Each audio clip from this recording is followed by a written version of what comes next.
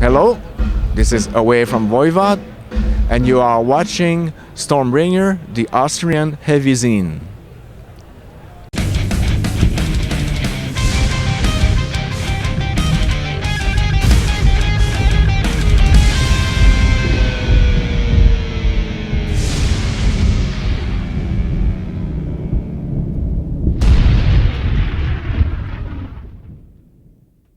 Yeah, Michel, I think it's the first time for you on the Rock Hard Festival this year, is it?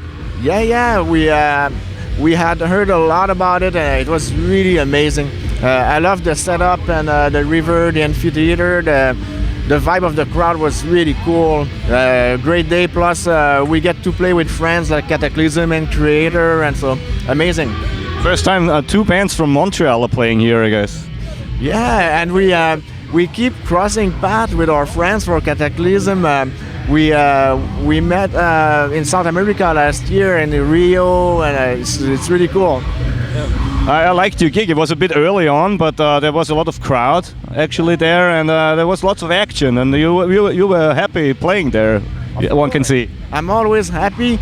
It's always a bit strange when you play in the mid-afternoon because you feel like you're still dreaming, sort of, and. But everybody was there, and it was a really cool gig. But you're doing this for over 30 years now, I guess, and you're still sitting there smiling and playing the drums. So this is just the thing you like to do in your till you're old, till you can't play anymore.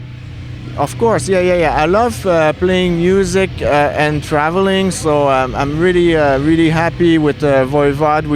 We have a loyal fan base, and we can go all around the globe, and that's why I always go back to Voivod. But I do a lot of artwork for other bands as well. So I spend half of my time recording or touring, and the other half doing art. So that's great. Talking of artwork, I was talking to Ivan Doroshuk of Man Without Hats 2 years ago in an interview, and he was wearing a shirt with your design, with the Voivod logo with your design, and he said he's a good friend with you. Do you still meet each other? Yes. He lives on the west coast of Canada now, so I don't see him that often, but he's a very good friend, and it's probably the funniest guy I ever met. So I also did the drums on one of their albums and toured with them during the Angerat years, and it's pretty funny. Yeah. So you have to wear a Man Without Hats shirt then. Oh, I did. There are quite a few photos of me online with Men Without Hats shirts. Yeah, that's cool. But because I never knew he was a big Voivod fan before the interview. Ivan came to our shows in the 80s. He always loved Voivod. He comes from the punk scene from the 70s, and I think his idol is Sid Vicious. I even didn't know he was I think co-producing the Angerat album, or even he played keyboards on that or something. Yeah. He didn't co-produce it. He just he was hanging around with us and played a few keyboard parts there and there. Yeah. You did an album 2012, I guess it's called Target Earth. Yes. And it's the first album after some years where you didn't use some remains of Piggy's guitar work. Yeah. So the first album which you composed in the regular way, in the old way. How was that again? Was it some kind of relief for you to be back in the normal mode? Yeah, because it was a struggle to finish what we had started in 2004, 14 and Infini, because Piggy was not there anymore, and it was very strange to be in the studio without him and to finish these albums. So it was a bit of a relief that I felt like mission was accomplished. And I think that Jason and Snake felt the same. Yep. The 3 albums that we wrote are released and out there, And after that, it was time to move forward. But it took me like 3 years away from Voivod to be able to really go back, and because between 2005 and 2008, Snake and I, we were not too sure what to do. And of course, doing like new material from scratch was like the experience we're looking for when we write music, you know. And now it's a new lineup, and we're writing new material again, and yeah. How's the new bass player doing? Rocky? Rocky's great. Everybody likes him, and he's just like part of the gang. It's wonderful. It seems like he had a lot of fun at the gig which you did 2 hours ago. Yeah, well, like Chewy, Rocky is a Voivod fan from when he was really young, and it's a dream come true for him. Yeah, one can see that. Yeah, he's very happy, like all of you. Oh yeah, there's a lot of smiles on the stage all the time. Yeah. We love to play, and why not? You know, it's that we live for that. But it's cool as an audience. The spark is going over to the audience again. It's really contagious, and the fact that we seem to smile more and more as the show moves on, it's because people smile more and more. So it's fucking great. Smile metal. Yeah, smiling metal. Yeah. The next thing coming up from Voivod is split with At the Gates, I guess. A split 7-inch. It's actually sold out right now, but we're just out of the recording studio because we want to release another 7-inch soon, and the plan is to release a bunch of them this year. Next year we want to write a batch of songs and then compile everything into an LP. But how did you end up with At the Gates? Friend of yours? It was a suggestion from Century Media because they are label mates. Yeah, of course. And we're hoping to do the next one with Napalm Death. Ah, cool. Yeah, cool which are really good friends. We just went all across North America with them. It was amazing. Talking of Napalm Death, I witnessed at the gig 2 hours ago. I witnessed this really punky edge, which is still in Voivod music. There's a lot of punk in there. Oh yeah. That's why the American tour with Napalm Death was so successful. It's the perfect punk metal route. You know, it's people like you could tell like people really dug both bands. Yeah, Napalm Death got the hardcore and punk roots as well. Yeah, they're more grind. The tour was called Through Space and Grind. That's cool. Yeah. Next word, space. You're doing lots of artworks for Voivod as well, and you created the Voivod, the Terminator figure out of some near future, which is after some nuclear warfares, and which is settled in some dystopian surrounding. You created this 30 years ago, but I seem it was the time of Cold War, things like that. But the times don't seem to have changed since then. What do you think? It's getting worse. Yeah. If anything, it has gotten worse. But also we get a lot more information that we got in the 80s, so that's why it's scarier. Of course, there's a lot of disinformation and propaganda, but what we see on TV or online is really scary. I don't know where we are headed for, but I try not to be too stressed out about it because I already have the gray hair going, and so to me it's actually why I keep playing the drums, because it's a way to get all of that out of rubbish out of yeah. There's a lot of rubbish going on.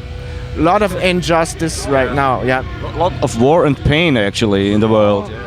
Yeah, I mean, and I kept talking about it over the years in interviews, and in the 90s some people would tell me it's kind of passé, you know, the nuclear war stuff, but now it's back in the news again, you know. It's still an actual topic, and I think the Voivod is still an actual figure in the future, maybe. I think that's why, like, we just did 3 shows, and the people into Voivod showed up, and I think I have a feeling that there is some relevance still, you know, to the band, and because of what we talked about back then going on right now. But it was just a matter of reading scientific magazines where they were trying to predict that Omni magazine and Discovery magazine were my main influences. Were there some things that you predict with your artwork which came true meanwhile in the last 30 years? The desolation, the landscapes, you know, I got from when I was much younger from movies like Mad Max and you know, Blade Runner, and I think that going around the world, you know, it's to me starting to look more and more science fiction like, and but then, you know, I didn't create that in a sense. I was born by a factory and I adapted that to the design, but I was reading a lot of heavy metal magazine with Moebius and Philippe Drouillet and Bilal and all great artists. They were the foundation of that mechanical thing going. Cyborg. Yeah, cyborg.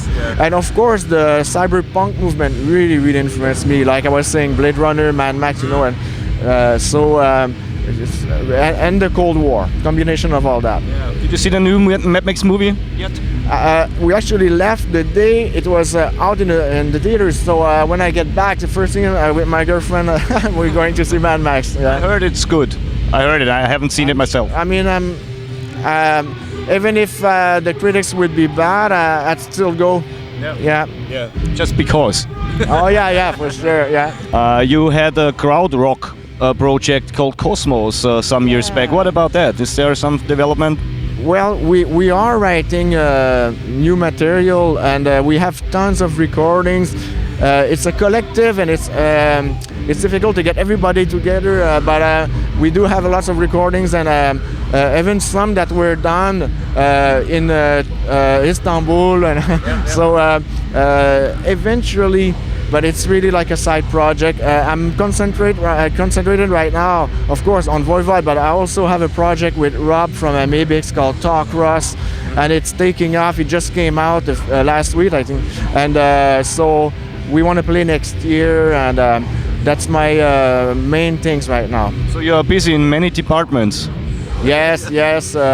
Besides being a private worker and an artist and computer designer. Yeah. I like to be part of other type of music as well.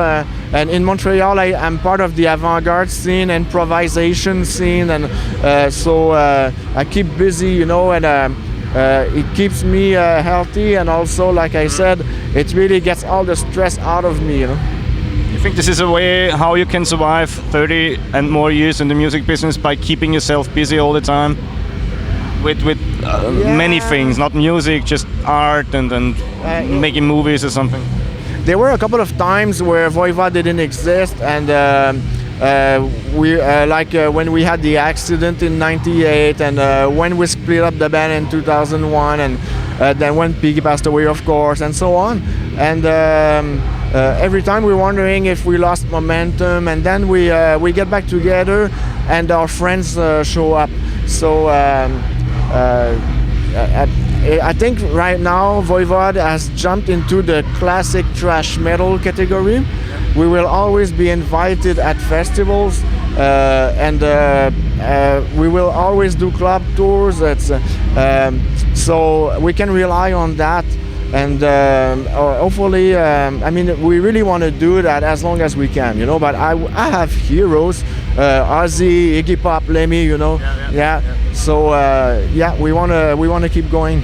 So there will be Voivod for the next couple of years at least. Oh yeah. We carry Thank God. on. Thank God. We're right now off for a long run. There is also plans for a long time. There were plans to do a documentary, a movie with Sam Dunn, the director. Sam, he did all the filming, interviews, and what's left is the editing part, and it's a lot of work. In the make. Yeah, making. It's a slow process because the editing is the most expensive part, and it's all self-financed, and so. Yeah, it's in the making. I have no idea when it's gonna come out. But it's gonna come. progress is being made, and we're trying to get like funds from the government of Canada and Quebec and so, and bit by bit we're moving forward.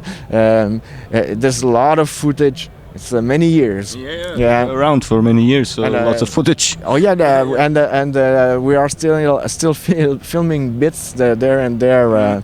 Yeah. So it's gonna be a documentary on a road movie of some sort.